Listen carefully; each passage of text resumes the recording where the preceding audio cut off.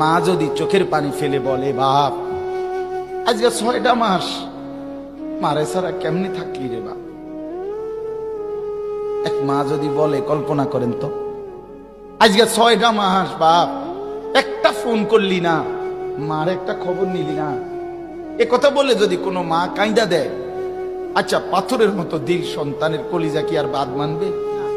হ্যাঁ, হযরত মাওলানা তারেক জামিল সাহেব বলে, আল্লাহ যেন এরকম বুকে কাছেটাই না, মাথায় হাত বুলায়া আল্লাহ যেন বলে, আনিস আজ একটা বছর কোনদিন আমার এই ফজরের নামাজে সেজদা দিয়ে না থাকতে পারলি কেমনে রে বাপ?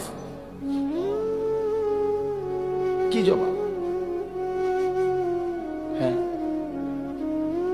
আল্লাহ যদি বলে রাত 11টা, যুবক বয়সের ইবাদতের এত মূল্য আল্লাহর কাছে, এত মূল্য যে এই সময়টাতে মানুষ যা ইচ্ছা তাই করতে পারত।